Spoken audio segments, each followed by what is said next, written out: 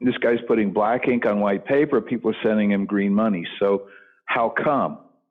And I got it right away. I realized it was an emotional appeal. What I got, the transaction there, I gave him my $10. What happened was I felt better about myself. You hear all the bull about marketing every day. Make your money in your sleep. My new offer is crushing it. My guru could beat up your guru. It's time to go right to the source and get the truth about marketing. With your host, the founder of copychief.com, Kevin Rogers. Welcome back to The Truth About Marketing. My guest today is Clayton Makepeace. Look, if you follow the world of direct response marketing or aspire to become great at the art of copywriting, then Clayton honestly needs no introduction. He's a legend among copywriters, also one of the most prolific and revered teachers of copywriting in the history of the craft. For the rest of you, Clayton Makepeace has spent nearly 4 decades creating high-converting ad campaigns, and that includes internet and print promotions that combined, get this, have sold over $1.5 billion worth of nutritional supplements, investment products, books, newsletters. His main go-to subjects are personal finance, investing, healthcare, and I'm sure many more that we don't know about. Clayton's direct response copy has generated as many as 2 million new customers for a single product, get this, in 36 months. Doubled, tripled, and on 4 separate occasions, quadrupled the number of paying customers on his clients' house files. God. Increased his clients' revenues by as much as 1,000% in a single month, and multiplied monthly revenues by as up to 4,400% in over a year's time. So Clayton, man, wow. Congratulations on a celebrated career, and thanks a lot for making time for us today. Thank you. It's really great to be here. I know that you also have an amazing collection of rock memorabilia. I mean, some really incredible stuff, like the last guitar that Stevie Ray Vaughan ever held, among other things. Yes. What did you think life would be like for you when you were growing up?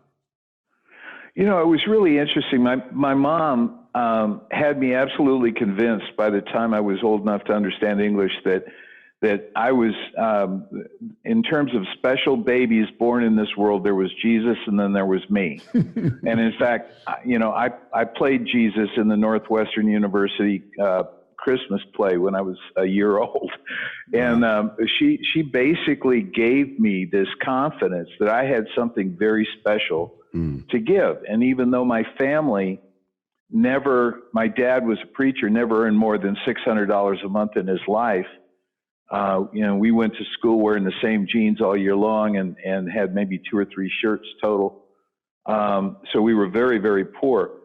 I knew that I knew from the earliest day that I would do something special in my life. And I think that's so important, you know, when you're raising children, to give them that sense that they have something special, something unique to contribute.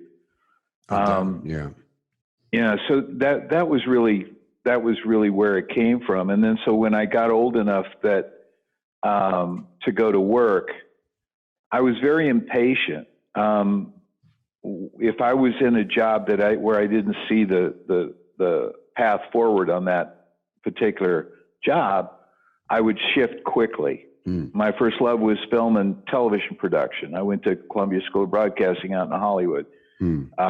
I had my own soundstage at Columbia Pictures for a while. I had 5 camera video trucks that I was technical director on around the country. And that was my first love. But I got to a point where my eyesight was not really good enough to shoot in low light situations. And when I realized that, I immediately switched careers. So for me, and the same thing happened when it was time to move my family.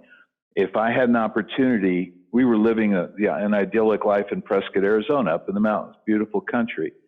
I was freelancing. I was doing okay. You know, it's in the 70s, or early 80s, I was making like 90 grand a year, which was fairly good money back then. But a guy offered me a job up in Minneapolis. And he said, you know, I'll give you whatever you want. I said, well, then I want $250,000 a year. And he goes, okay. I said, and I want 5% of revenues, gross revenues. And he goes, okay. And I every time he said, okay, I said, oh, crap, I didn't ask for enough. So I kept asking for stuff. And so by the time he was done, he'd basically given me $1 million deal. And so I just told the family, that's it, we're moving to Minneapolis. So I followed the money basically.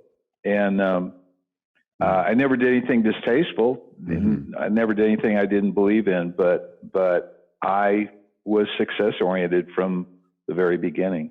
And so the short answer to your question is yes, I did believe in my heart of hearts that I would do something important, and that I would be successful. And it was all because of my mom. Interesting. Yeah, that's a great story. And I've heard you say before that your dad was the ruler of the house, but your mom understood how to get her way. And that was your first first view of persuasion in action. Yeah, she would wink and she would say, well, I'll just use psychology on your dad, She had a master's in theology, so she was well educated, and a very intelligent lady. And she would just, Dad tried to be authoritarian, but somehow she always got around him. And so education, obviously a big theme in your house. You think you had an advantage there? Were you, not forced, but led to explore more things than the average kid? Well, I don't know about more things, but I can tell you this. My parents had awesome vocabularies. And Dad was a student of Hebrew and Greek. On car trips, instead of playing other road games, we would learn the Greek alphabet. And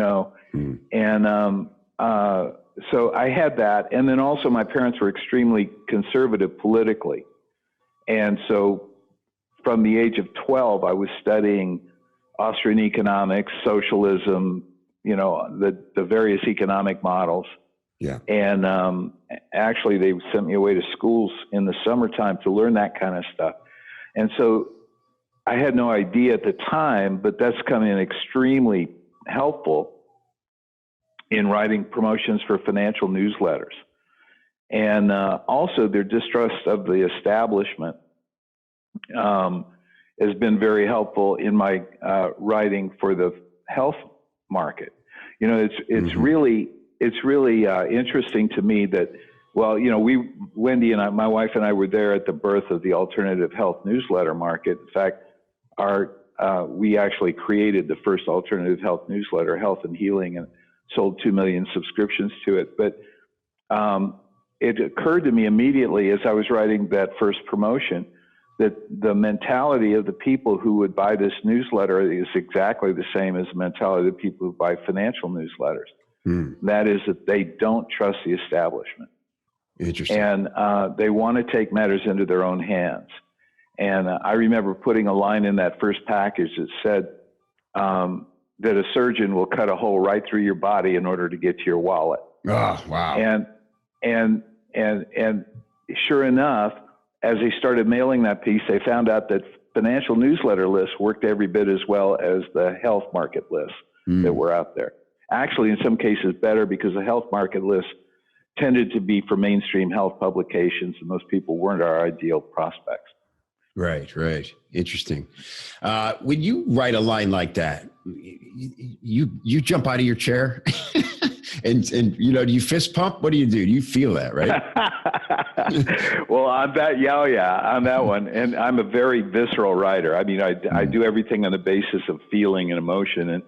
And sometimes I just crack myself up. I'll be writing something and I'll start laughing out loud, and I'll have to go in the other room, tell Wendy what I just wrote. And on that one, though, I was all alone. I was a bachelor, and I wrote that, and I just sat there and laughed. It's a great line. What a great line. It's so visual, right? You talked about being a visceral and a visual guy. Is that one of the signs you'll see in a young copywriter that gets you to raise your eyebrow if they have that instinct? Well, you probably, yes, absolutely. The short answer is yes. I really believe that, and you've probably heard me say this, that nobody buys anything we sell for practical reasons. Nobody needs anything that we sell. Right. I mean, what they need is to put away more money for retirement. They need to put away more money for their kids' education. They don't need to buy your newsletter. They don't need to buy your health supplement. You know, they really have other priorities, other things that are more important. And there was an executive with, I think it was McCann Erickson, who once said that, said the same thing. Nobody needs anything we sell. All they really need is a cave, a fire, and a recently deceased squirrel. And that's, I think that's absolutely true. So then the question is, if people are buying our stuff anyway, why are they doing it? And the answer is they're buying for emotional reasons. They're buying our stuff because it satisfies some emotional need that they have. Right. And I've got a whole rap on this. In fact, I spent a lot of time with Richard Viguerie, who basically invented political fundraising 2 weeks ago. And we got to spend 3 days together. It was really, what a great guy. But this is a brilliant man who invented political fundraising. He essentially has put Reagan in the White House. The contract with America was developed in his dining room with Newt Gingrich. Wow. Very influential guy, listed on some list of the 100 richest men in America. 83 years old, still does 13 hours a day. Wow. And I got a job in a print shop when I was really young, folding appeal letters that Richard had written. Oh, wow. And when I was like 16 years old. And so I remember sitting in the middle of the night realizing, if I donate money to this organization, you know, it's not going to grow hair on my bald spot. It's not going to make my teeth whiter. It's not going to make my lawn greener. It's not going to make me richer. It's not going to keep me from having a heart attack. All it's going to do is make me $10 poorer. Right. So I was immediately fascinated by that. This guy's putting black ink on white paper. People are sending him green money. So how come? And I got it right away. I realized it was an emotional appeal. What I got, the transaction there, I gave him my $10. What happened was I felt better about myself. Maybe I felt like I had more control over the world around me if it was a political fundraiser. If it was a charitable fundraiser, it was because I felt like I had done something good, you know, earned my way to heaven kind of, right? So I was buying that. I was buying an emotion for my $10.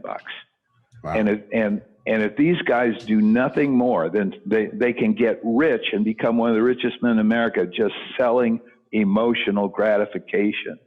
Then imagine what would happen if we apply that principle to selling other products. And that's how I came to the whole idea of keying in on resident dominant emotions that my prospects have. So fantastic. And once you have that realization, and that, so now you're, I would assume, on this mission to really understand it, right? It's like, okay, I get it. And now who's done this? Who's studied this? Who's written about this? What did you find when you went down that journey? Absolutely nothing. I didn't see anything out there. Now you have to remember, this is back in the 70s. So, you know, we didn't have the proliferation of gurus that we have today. We didn't have the proliferation of self-help books. The books that got me started tended to be Claude Hopkins and John Caples, especially. I loved his checklists. Every chapter in his book, Test Advertising Methods, is a checklist, right? So they were fantastic along those lines. But what I did, I paid a lot of attention to conservative radio because I realized that's what they were doing. And if you think of Rush Limbaugh, that's all he does. He doesn't sell you anything that's going to change your life. He sells you the emotional gratification of having somebody you respect put your feelings into words. Yeah. And that gives you emotional catharsis, right? So it was really watching the nonprofit fundraisers and mimicking what they did, even down to Richard invented list segmentation. So, you know, even on the left brain side of what we do, those guys really had it before anybody else. So it was more along those lines. You know, one of the things I just want to say real quickly is, you know, the whole thing of appealing to somebody's emotions in your copy it's easy to say, but there are two ways to do it. You know, one is to directly address the emotions. You know, like say you never have to feel inadequate again. You know, you never have to feel fat and uncomfortable again. You never have to feel depressed because the women aren't checking you out again. You never have to feel terror that you don't have enough money saved for retirement. You can address those issues explicitly, but also simply you need to be aware that as you're raising the benefit that your product is offering, that act in and of itself is triggering resident emotions that your prospect has and that are helpful to your sale. So there's, you know, you don't have to directly address the emotion so long as you're aware of what you're doing when you're talking about, you know, the product benefits. I like doing both, you know, I like doing both. That's a great point. If you're starting a piece and you haven't quite tapped into the emotion yet, you start with the more practical stuff? You know what, before I start writing, I've already made those connections. Let's say, for example, that the product reverses heart disease. Okay. Well, I've already just kind of automatically at this point in my career, after doing this for over 40 years, I've already connected to how somebody with a diagnosis of heart disease feels.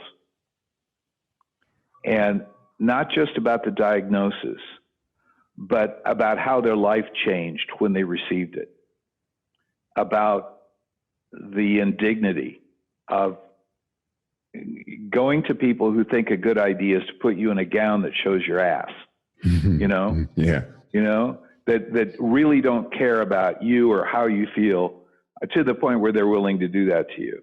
The endless doctor appointments, the doctors who'll keep you waiting in the waiting room for 4 hours while they do God knows what. The extra cost, the time consumption. Instead of laying on the beach, I got to go to my cardiologist's office. You know, what are all the feelings that they have wrapped up in that diagnosis? And then if the promise of my product is to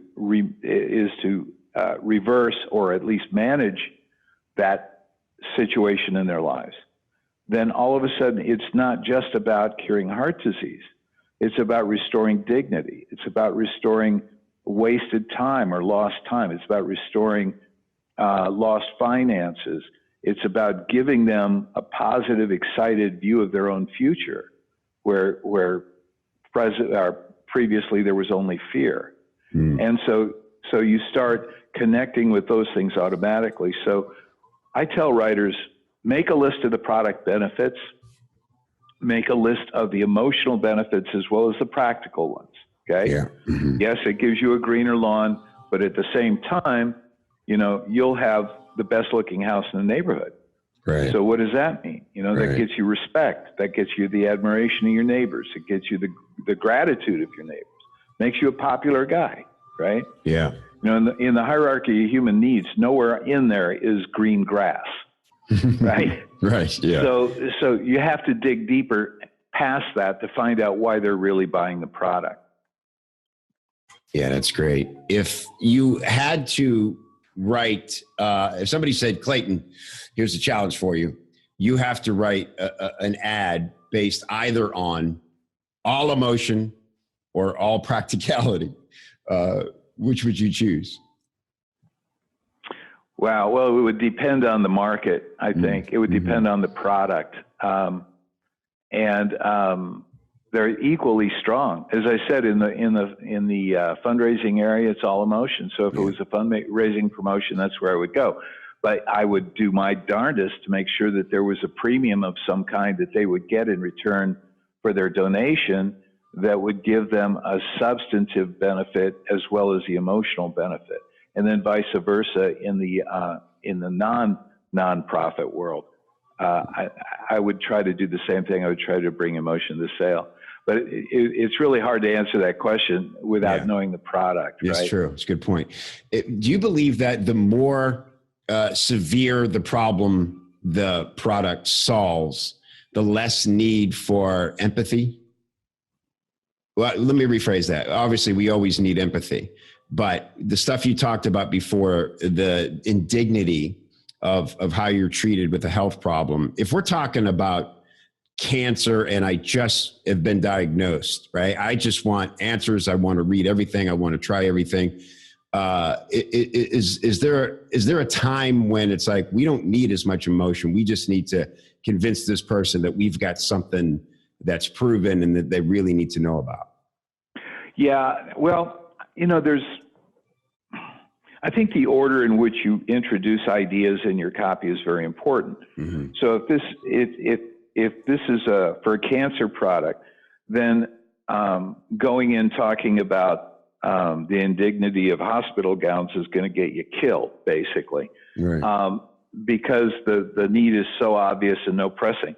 But there is a place later in the copy to talk about the side effects of what you're doing. We're used to the phrase side effects applying to drugs, and side effects are only negative things, right? But if you're selling a health product, there are side effects too, and they tend to be all positive ones. And the side effects are not just physical, they can also be emotional. So there is a place in a promotion like that to remind the prospect of all of the benefits that come along with the major benefit, right? So, but you're absolutely right. The severity of the situation is going to dictate what you lead with in many cases. Yeah. I want to, for a minute, if I could, go back to politics, because I've always been a little fascinated by your how upfront you are with your politics. So many people have this rule of politics and religion, stay out of it, right? As long as I can remember, before there was a Facebook, you would resist no chance to rant politically. Right. Are you, I guess, two-part question. One is, do you ever wrestle with that idea? And two, are you doing it as much as a case study to get reactions from people and see what, pushes their buttons, or is it really just information you need to share? It's a little bit of everything. I know you're referring to the total package, and I would every once in a while have a political article in there. And I thought it was fascinating. It's almost like poking the fowl with a sharp stick. Mm-hmm. The total package was published in blog format. So at the bottom of every issue, you could enter your comments on that issue. Right. And that's how we collected over 2,000 testimonials for the thing. But I would normally get 30 or 40 comments. This out of a file of 40,000 people, I would get 30 or 40 comments to each article. And but the minute I would do a political article, I would get 200, 300, 400 comments. And it was great. It's controversy sells, right? And so now all of a sudden, a huge portion of my file that had signed up but wasn't really reading the daily issues, now they're engaged. Right. And they've come back, and they're coming to the website, and they're checking things out.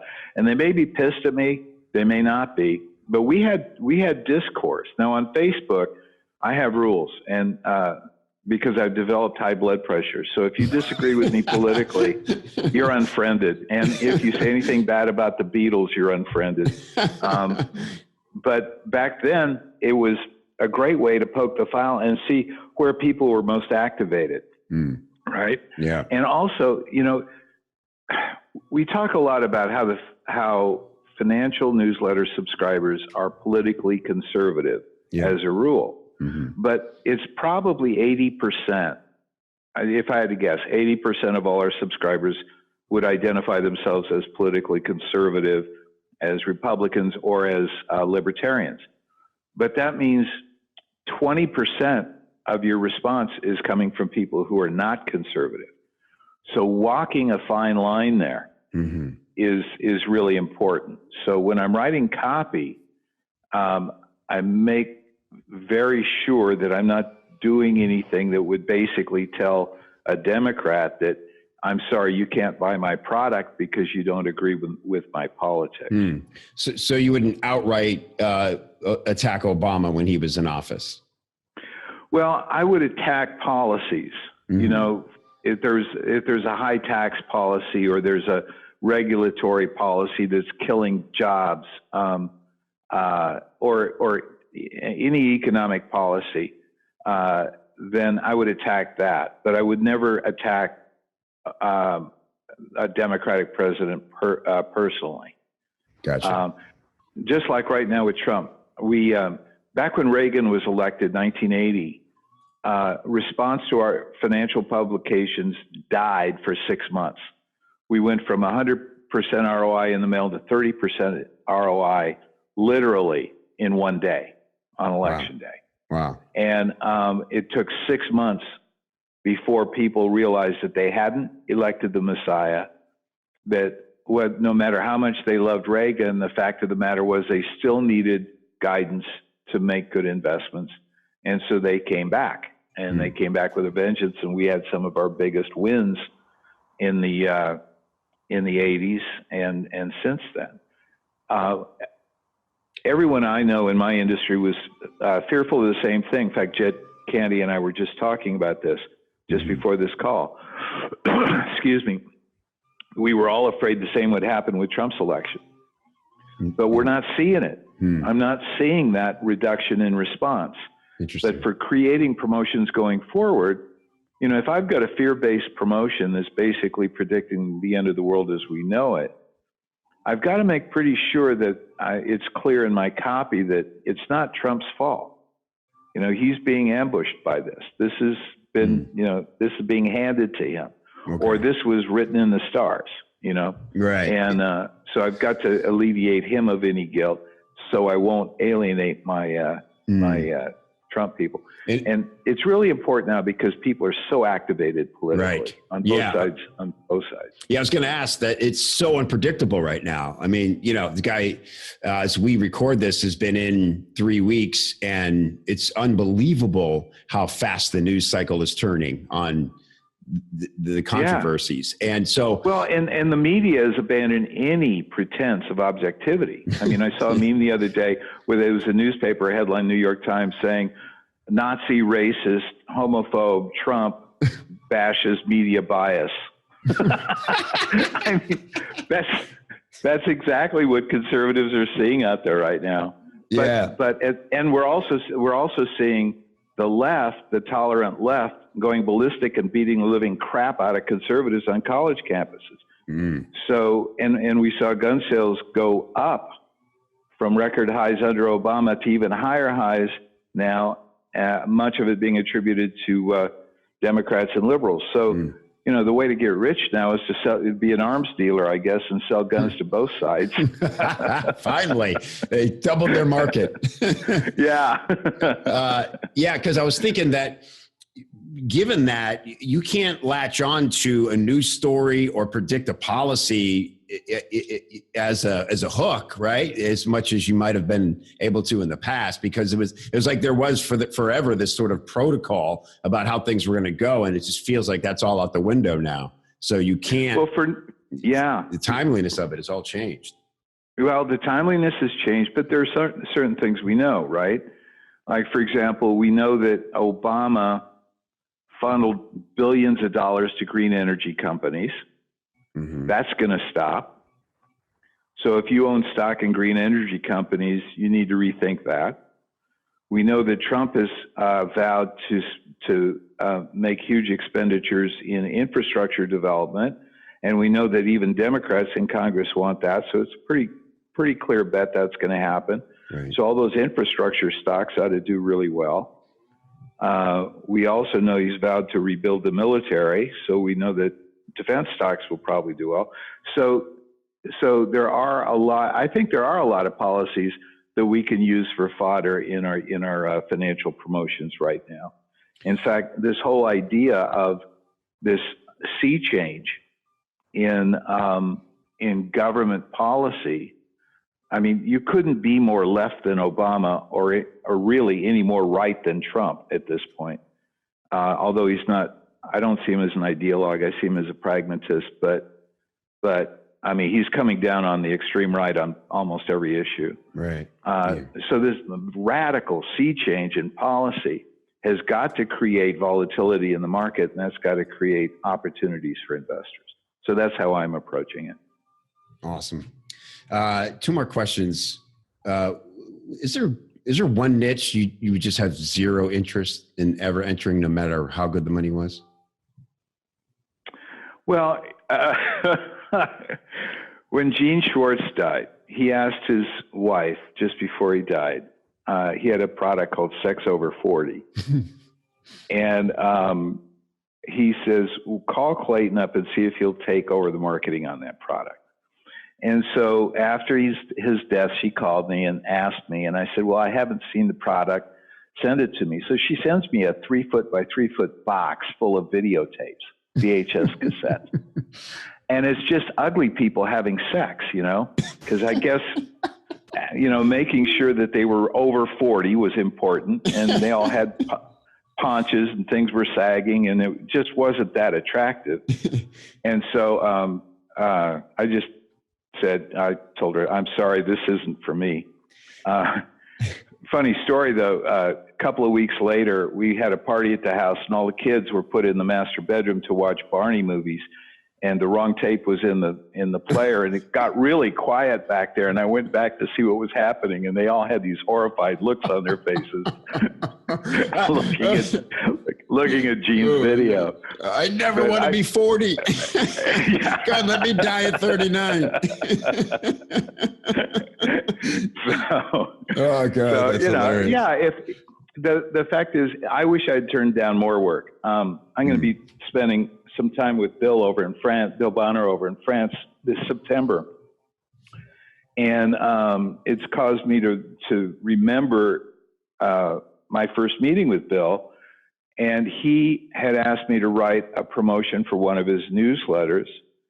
And quite frankly, it was the first time I'd worked with him. I had a full plate with Phillips Publishing at the time, and Bill was a small fish out there. And but I respected what he was doing, and I really wanted the relationship. So I went to Baltimore, I sat down with him and the editor, and we talked about it. And it was clear to me from the outset that I have no freaking clue how to sell this product. It wasn't a financial product primarily. It was more of a political one. And I had no idea how to sell that product, but I accepted the assignment. I wish I'd turned it down, And the only other, there are several little examples like that. Another time, a guy walked into my office with a box full of sex toys and told me he was starting an online sex business, and would I help him sell them? And I turned that one down too. So but I tend to turn things down not so much on moral grounds, but on am I the right guy to write this promotion? Right. Yeah. If I look at the product and I get it, not just the pragmatic, not just the practical benefits, but the emotional benefits of the product, then chances are I'll jump at it. So you think about the end user at all too. It's like, even though you can be detached from the end user, you still gonna have to do a lot of research, right? And, yes.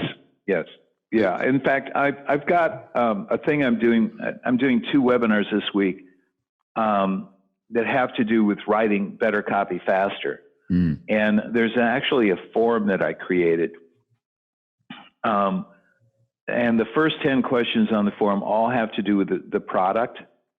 And the last 14 questions all have to do with the prospect. And so the thinking about the process. I mean, that's how important the prospect is to the process, right? Yeah, right. So, you know, two of the questions, for example, I think are just absolutely seminal, and there's stuff that, frankly, a lot of copywriters never ask about, you know, a market or their prospect. The first question is, what does my prospect have to believe to make this purchase mandatory?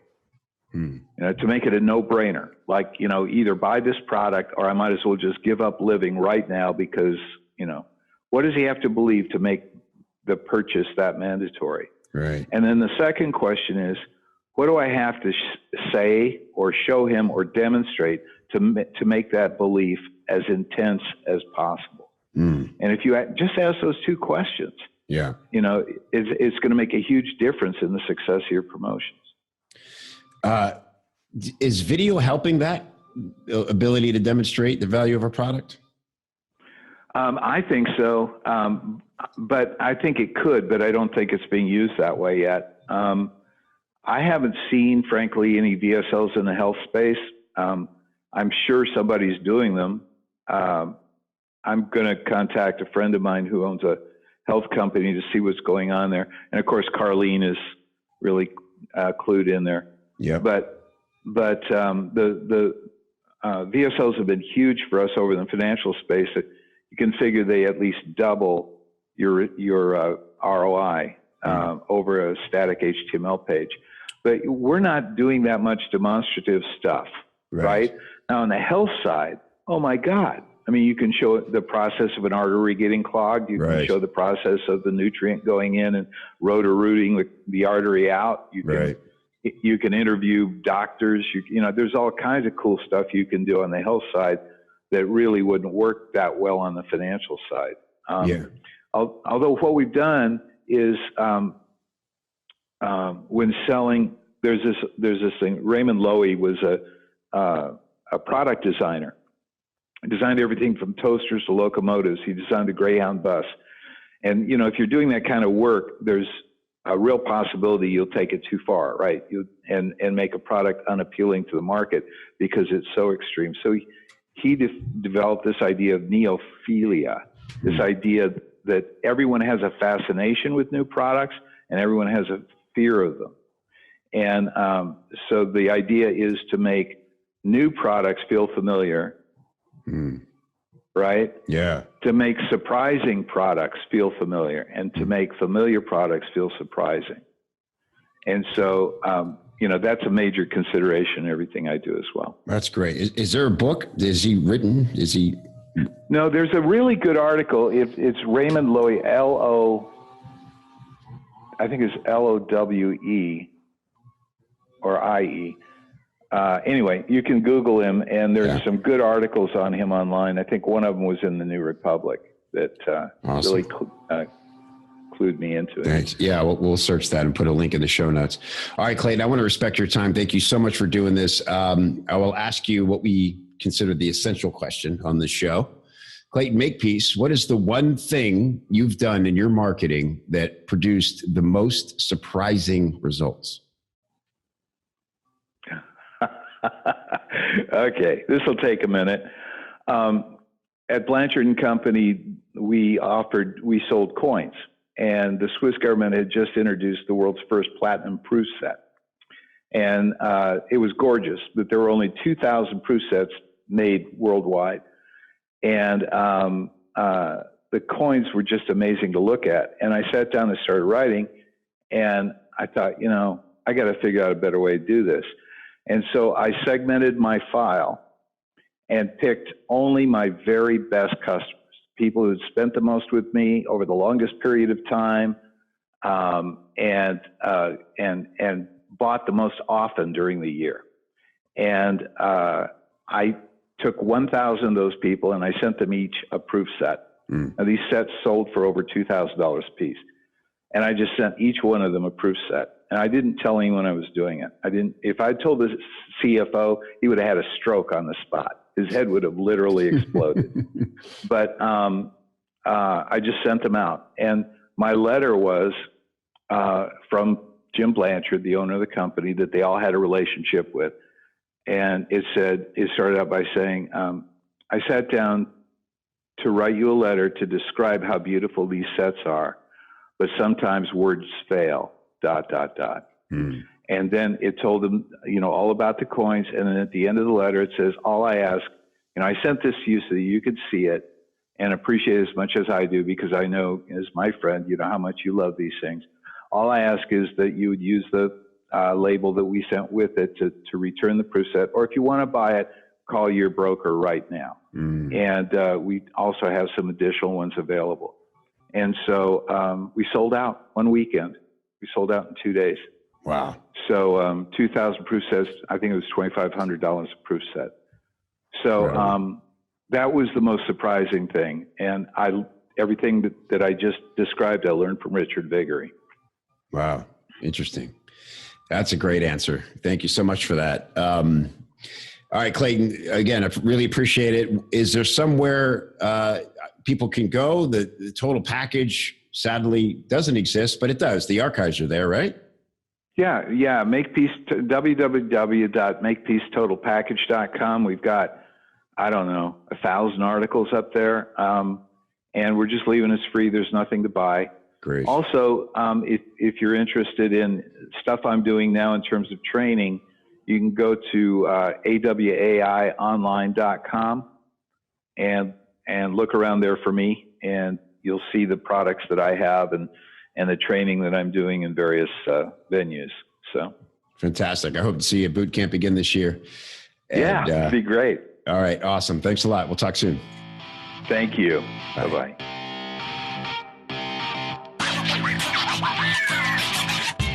Hey, thanks again for listening to the Truth About Marketing podcast. If you like this show and you think other people would like this show, the best way to spread the word is by reviewing and rating the show in iTunes. Just log in, click review, leave a big old fat 5-star review, and let everybody know that you dig the show so that they can dig it too. To get all the links and resources we mentioned on today's episode, please go to copychief.com/TAM, as in Truth About Marketing. And if you'd like to learn more about how you can improve your sales copy with templates, formulas, coaching, feedback, or hiring a pro, do all that on the inside of the members area of copychief.com, and I will look for you there. Thanks for listening. We'll see you next time.